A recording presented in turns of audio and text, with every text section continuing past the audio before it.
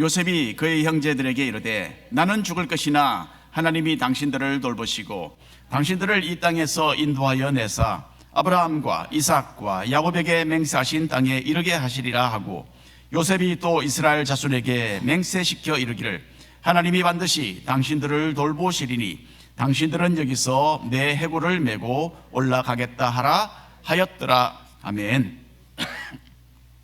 오늘 신앙인의 길이라는 제목으로 창세기 오늘 마지막 설교 말씀을 함께 나누고자 합니다.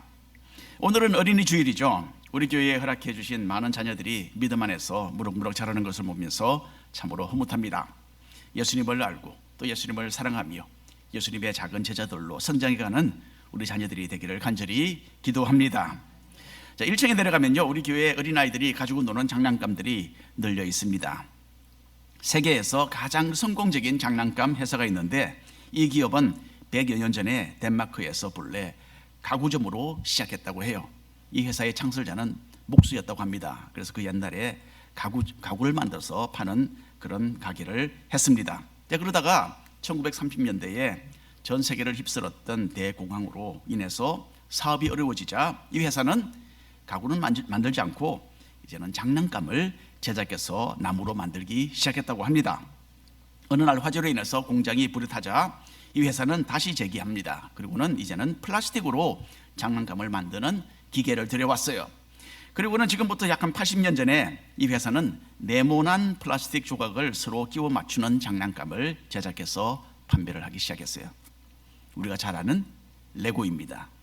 레고는 여러 차례 위기를 겪었지만 이 모든 어려움을 극복하고 현재 세계에서 가장 큰 장난감 회사로 발전했습니다. 그래서 지난해만 해도 미국의 4가정 중에 하나가 레고가 제작한 장난감을 구입했다라고 합니다. 아브라함의 가족 중에서 거의 완벽하게 하나님의 뜻을 쫓았고 따라서 위대하게 쓰임을 받았던 사람은 요셉이죠. 하지만 젊었을 때의 요셉의 삶은 한마디로 고난의 연속이었어요. 형들의 미움을 받아 죽을 뻔하다가 종으로 팔려서 타국에서 고생을 했습니다. 억울하게 누명을 쓰고 감옥에 갇혔고 풀려날 희망을 걸었던 사람에게 그만 잊혀서 여러 해를 그 감옥에 더 보내야 하는 안타까운 모습을 우리는 창세기를 통하여서 지켜보았습니다. 자, 그러다가 하나님의 때가 됩니다. 그래서 요셉의 삶은 아주 극적으로 뒤바뀌게 되죠. 요셉은 하루아침에 깊은 구덩이에서 빠진 종의 모습을 벗고 그 당시에 가장 강대한 애굽 나라의 위대한 총리의 자리에 올랐습니다. 그리고 요셉은 하나님의 지혜로서 애굽 나라 백성들을 살려내고 자신의 식구들을 극심한 기근에서 구해내는 크나큰 일을 하게 됩니다. 자, 요셉은 이전에 자신을 종으로 팔아넘겼던 악한 형들을 하나님이 주시는 깊은 지혜로서 아주 완벽하게 다루는 것을 우리가 또 보았습니다. 자, 이렇게 해서 그들을 회개의 자리로 이끌었고요, 타양 생활 20여 년 만에 온 식구와 만나서 화합하는 그런 기쁨의 눈물을 흘렸습니다. 자, 요셉의 이야기는 우리 신앙인이 걸어가야 하는 길이 얼마나 값지고 또 위대한 것인지를 우리가 요셉의 그 이야기를 통해서 알 수가 있습니다. 오늘은 창세기의 마지막인 창세기 50장을 살펴보고자 합니다. 하나님을 거역하고 하나님께 등을 돌리는 아담과 하와의 이야기로 시작되는 창세기의 역사는 이렇게 순수하고 하나님께 인정받는 신앙인 요셉의 이야기로 끝을 맺습니다. 요셉은 자신의 삶을 마지막까지 정말 멋지게 장식한 신앙인이었다고 생각을 합니다. 이제 창세기를 마무리하면서 우리가 걸어가야 하는 신앙인의 길이 무엇인지를 함께 발견해 보기를 원합니다. 1번 함께 읽어볼까요? 용서. 자, 우리는 지난주 말씀에서 야곱이 자신의 12아들에게 축복과 교훈의 말을 남기는 것을 읽어보았습니다. 그 후에 야곱은 숨을 거두었죠. 그리고 요셉과 형제들은 아버지를 위해서 아주 성대한 장례식을 치렀습니다. 그리고 아버지 야곱이 유언했던 그대로 아버지의 시신을 고향 가나안 땅으로 운반해서 거기에 장사를 했습니다. 자, 야곱이 죽은 후에 요셉의 형들은 슬슬 겁이 나기 시작했습니다. 오래전에 자기들이 요셉에게 했던 정말 지울 수 없는 그 악한 일에 대한 보복이 이제 올 수도 있겠구나라는 생각이 들었던 것입니다. 창세기 50장 15절부터 17절까지 말씀 우리가 한 목소리로 읽겠습니다. 요셉의 형제들이 그들의 아버지가 죽었음을 보고 말하되 요셉이 혹시 우리를 미워하여 우리가 그에게 행한 모든 악을 다 갚지나 아니할까 하고 요셉에게 말을 전하여 이르되 당신의 아버지가 돌아가시기 전에 명령하여 이르시기를 너희는 이같이 요셉에게 이르라 내 형들이 내게 악을 행하였을지라도 이제 바라건대 그들의 허물과 죄를 용서하라 하셨나니 당신 아버지의 하나님의 종들인 우리 죄를 이제 용서하소서 하며 요셉이 그들이 그에게 하는 말을 들을 때에 울었더라.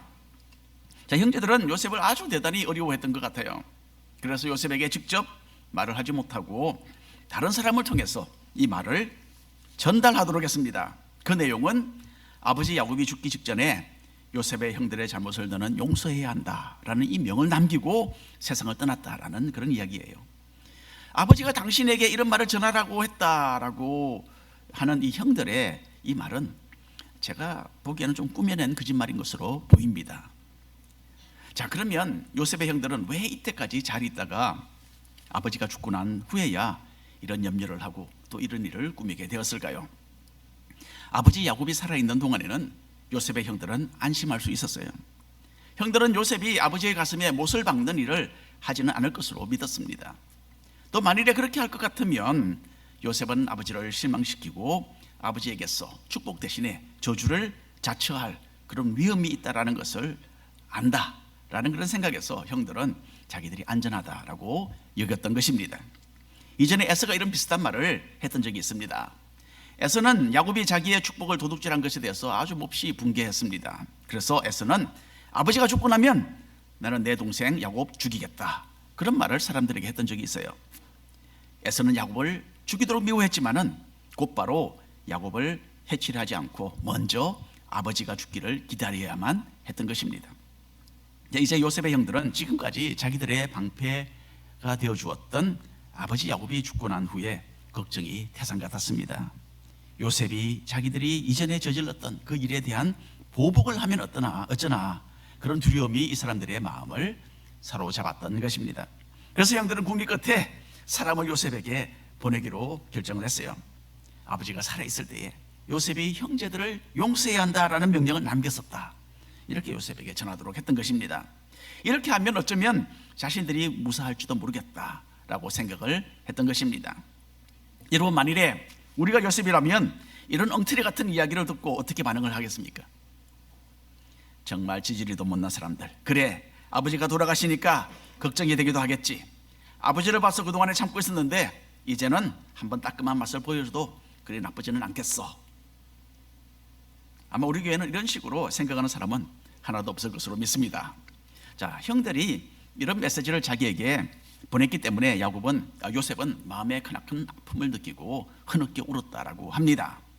형들은 애국에서 요셉과 함께 17년을 지금 가까이 지내며 살아왔습니다. 이렇게 긴 세월 후에도 요셉을 완전히 신뢰하지 못하고 두려워하고 있었던 것입니다. 요셉은 여전히 과거의 오류에서 자유하지 못하고 있는 형들의 모습을 보면서 안타까워했습니다.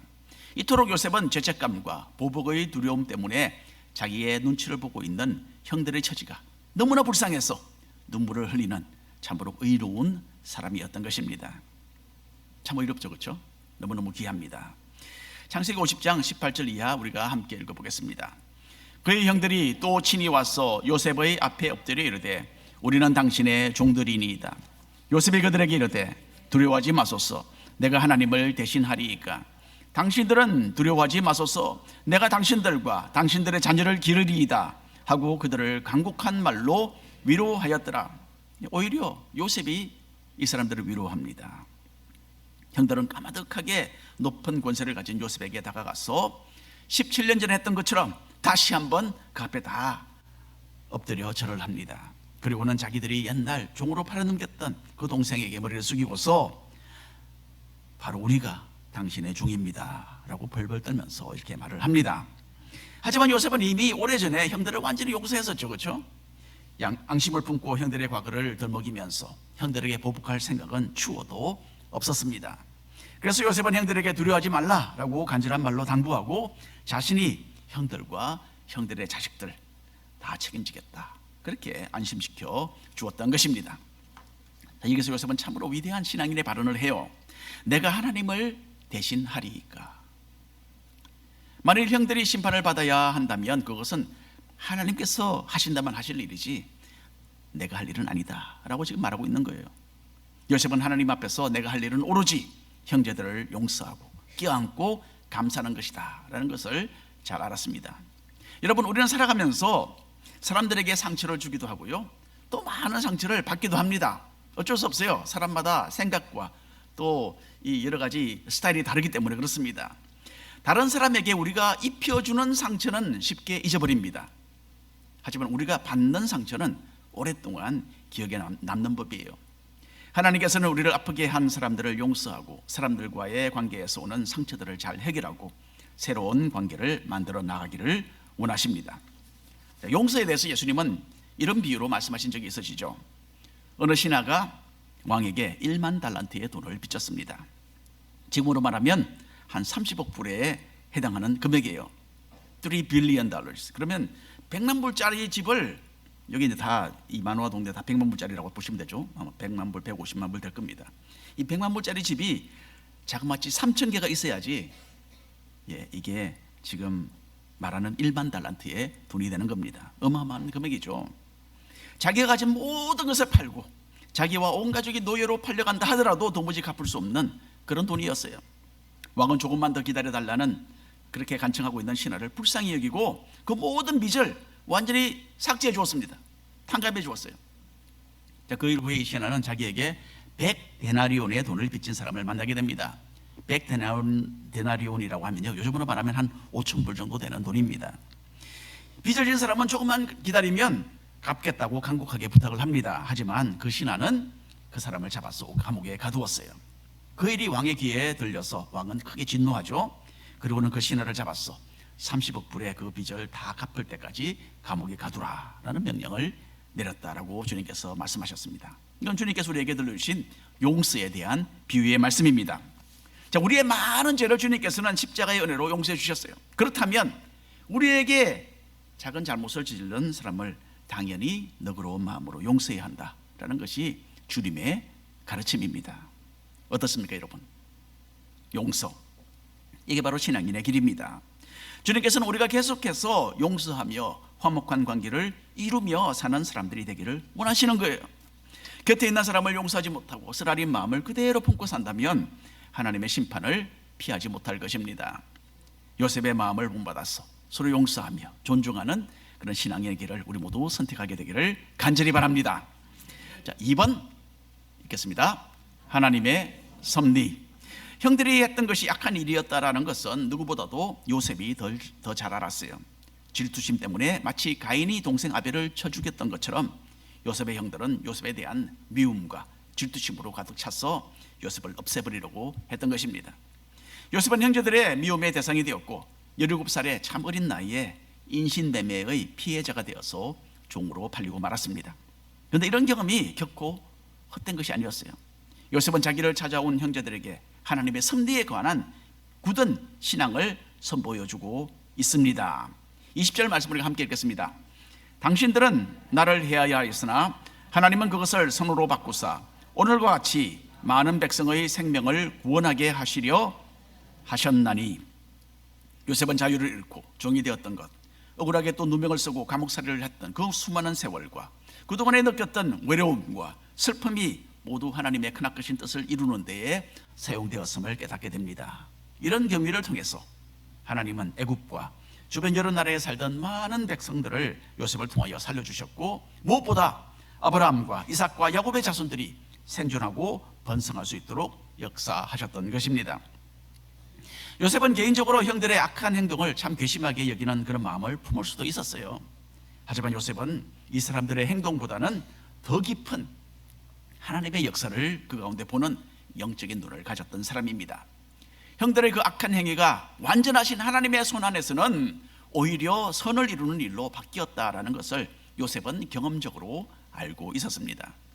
우리가 창세기 말씀을 살펴보면서 하나님의 섭리에 대한 이 로마서 말씀을 여러 번 읽었는데 오늘 우리가 마지막으로 다시 한번 읽겠습니다. 로마서 8장 28절 말씀입니다. 우리가 알거니와 하나님을 사랑하는 자 곧 그의 뜻대로 부르심을 입은 자들에게는 모든 것이 합력하여 선을 이루느니라. 아멘. 하나님은 악을 선으로 바꾸시는 분이십니다.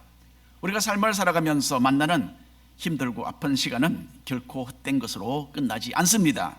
하나님은 이런 속상하는 일들을 우리를 향한 자신의 완전하신 뜻을 이루시는 데에 분명히 사용하고 계십니다. 물론 우리는 당연히 고난보다는 평안을 구하죠. 누가 일부러 고난, 하나님 나에게 고난을 주십시오, 누가 일부러 그렇게 기도합니까? 그렇죠? 우리는 또 실패보다는 성공을 위해서 기도하고 패배보다는 승리를 추구하며 또 그렇게 되기를 간절히 기도합니다. 하지만 중요한 질문이 하나 있는데, 그것은 만일에 하나님께서 우리가 원하지 않는 그런 고난을 허락하신다면 어떠한 마음으로, 어떠한 자세로 그것을 바라볼 것인가, 이겁니다. 삶의 어려운 시간들을 지나갈 때 우리는 잠시 정신을 차리지 못하고, 우리 다 그렇습니다. 그 상황에 한번 헤어나 버리고 전전긍긍합니다. 특별히 우리는 괘씸한 상황을 만나면 좀 보복해주고 싶은 그런 충동을 자주 느낍니다. 하지만 그렇게 하는 것은 상황을 더 어렵게 만들 뿐이지요. 이런 이야기가 있습니다. 재미있는 이야기인데, 어느 농부가요 수박을 재배하고 있었다고 합니다. 근데 동네 아이들이 몰래 밭에 들어가서 이 수박을 따먹는 거예요. 여러분, 농부의 입장에서는 이게 굉장히 속상한 일이에요. 어떻게 하면 이 괘씸한 녀석들을 좀 막을 수 있을까라고 생각하면서 농부가 한 가지 아이디어를 구상해냅니다. 그리고는 농부는 이런 편말을 자기 밭에 세우게 돼요. 편말의 내용은 이렇습니다. 경고, 수박 중에 하나는 독이 주입되어 있음. 자, 그거를 읽고 동네 아이들은 독이 들은 수박을 혹시나 자기가 먹을까 두려워서 더 이상 수박을 따먹지 못하는 거예요. 며칠이 지났습니다. 며칠이 되어도 자기 수박밭을 둘러보니까 이제는 감히 아무도 수박 서리를 하지 않고 있는 거예요. 농부가 아주 흐뭇했습니다. 근데 자기가 편말을 세워두었던 곳에 딱 가보았더니 그 바로 옆에 누군가가 다른 또 편말을 하나 세워놓은 거예요. 그 내용이 이렇습니다. 경고, 이제는 독이 있는 수박이 하나 더 있음. 자, 그러면 농부는 어느 게 정말 독이 들었는지 모르겠죠, 그렇죠? 때로는 우리의 반격이요, 이렇게 북물행처럼 예측하지 않았던 방향으로 되돌아와서 우리를 치게 됩니다. 인간관계에 있어서 사망의 음침한 골짜기 같은 그런 시간을 지날 때에 하나님께서 자신의 권능의 손으로 우리를 특별히 붙들고 계신다라는 것 잊지 말아야 합니다. 그리고 우리가 너그러워야 합니다. 자, 이사야 43장에 있는 말씀을 읽어볼까요? 네가 물 가운데로 지날 때에 내가 너와 함께 할 것이라. 강을 건널 때에 물이 너를 침몰하지 못할 것이며 내가 불 가운데로 지날 때에 타지도 아니할 것이요 불꽃이 너를 사르지도 못하리니 내 이름으로 불려지는 모든 자 곧 내가 내 영광을 위하여 창조한 자를 오게 하라. 그를 내가 지었고 그를 내가 만들었느니라. 아멘. 하나님은 우리의 참 어두운 상황들을 아름답게 바꾸시고 그렇게 또 사용하셔서 궁극적으로는 우리에게 유익이 되고 하나님 자신에게 영광이 되게 하십니다. 이것이 바로 요셉의 신앙이기도 했습니다. 예수 이름을 믿는 우리를 위해서 하나님께서는 자신의 크신 팔로 모든 것을 아름답게 만들어 가신다는 것을 믿는 가운데서 좀 너그러운 마음으로 인내하며 주님의 역사를 바라보는 힘찬 신앙인의 길을 걸어가시기를 바랍니다. 3번입니다. 함께 읽겠습니다. 약속의 땅. 고향 가나안 땅에서 17살 나이에 애굽에 도착했던 요셉은 애굽에서 93년을 살았습니다. 이제 요셉의 나이는 110세입니다. 요셉은 110세의 나이로 이제 세상을 떠나게 되었어요. 그때 요셉은 애굽에 이민 와서 정착한 자기의 모든 식구들을 모아서 이런 말을 남깁니다. 50장 24절 25절 말씀입니다.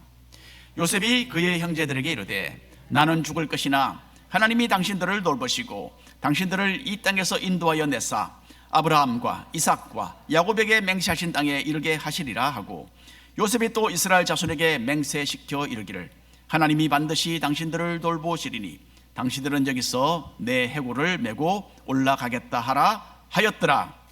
자, 요셉은 애굽에서 모든 영광과 권세를 누려본 사람입니다. 이곳에서 명성을 떨치고 인간으로서는 더 이상 바랄 것이 없을 정도로 참으로 넘치는 복을 누렸습니다.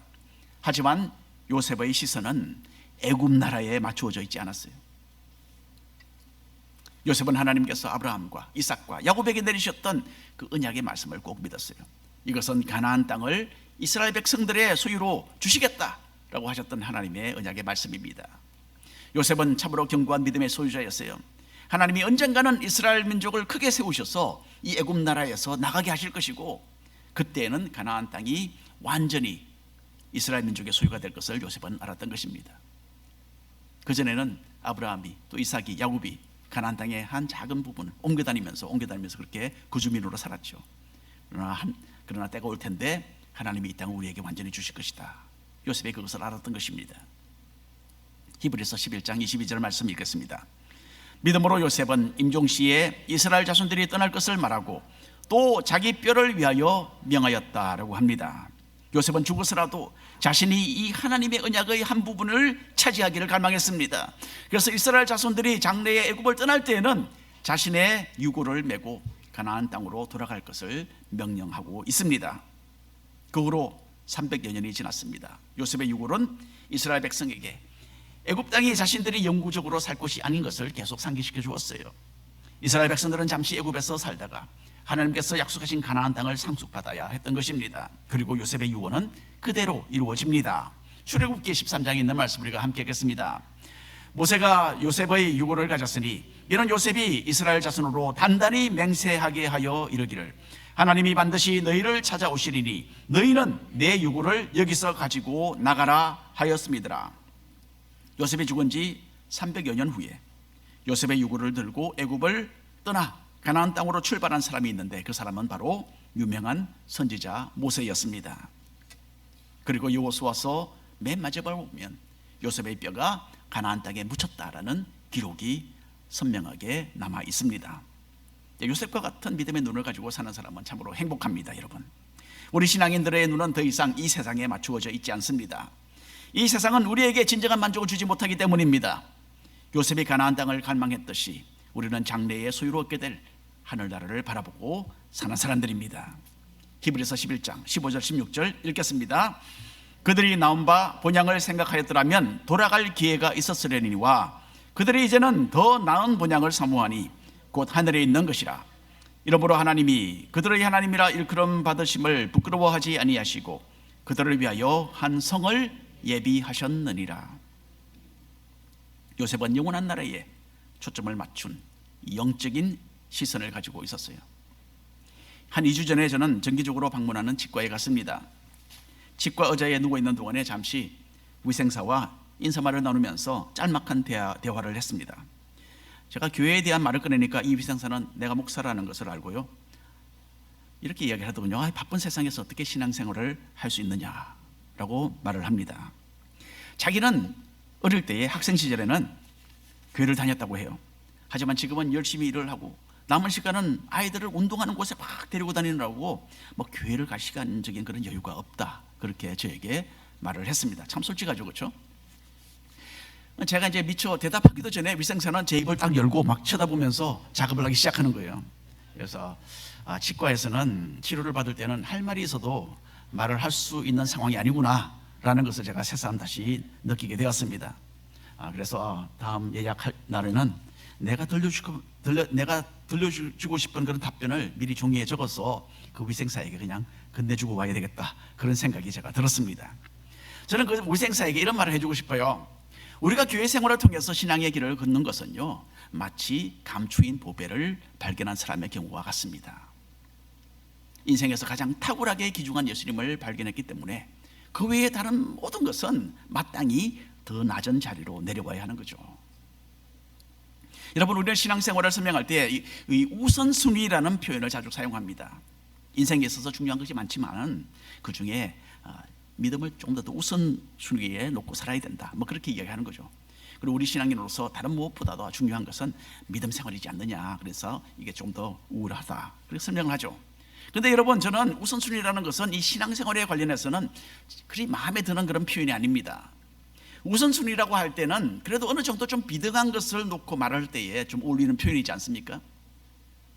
하지만 주님을 믿고 교회를 중심으로 신앙생활을 하는 것은 너무나 중요해서 그에 비해서 다른 모든 것은 그냥 까마득하게 순위가 떨어지는 거예요. 주님을 믿고 따르는 것은 이 세상 그 무엇보다도 비교할 수 없이 가장 최고로 중요한 일입니다.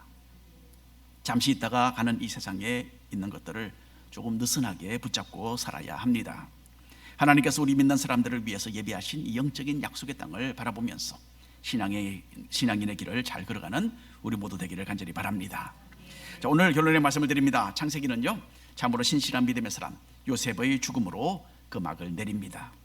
요셉은 하나님이 특별하게 선택하셨던 참으로 귀한 사람이었지만 많은 어려움과 고난 가운데 신음해야만 했습니다.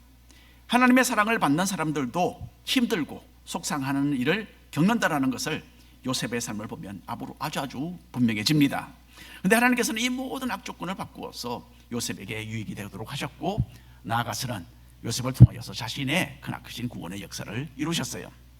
자, 이런 하나님의 은혜를 아는 요셉은 자기를 해하려고 했던 형제들을 용서하며 참으로 너그럽게 대할 수 있었습니다.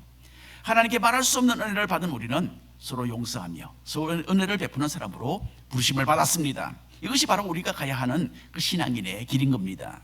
그리고 우리 믿는 사람들의 눈은 더 이상 이 세상에 맞추어져 있지 않습니다. 요셉이 가나안 땅을 갈망했듯이 우리는 장래에 영원한 소유로 얻게 될 그 하늘나라를 바라보고 사는 사람들입니다. 우리는 요셉이 가슴에 품고 있었던 가나안 땅에 대한 언약보다 훨씬 더 분명하고 월등하게 더 뛰어난 하나님의 언약을 받았어요.